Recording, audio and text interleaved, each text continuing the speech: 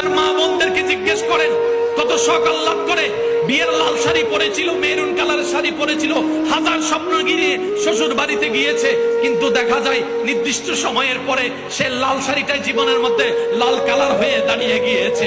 সংসারে কোনো সুখ নাই, আদব নাই, ভক্তি নাই, মায়া নাই, শ্রদ্ধা নাই।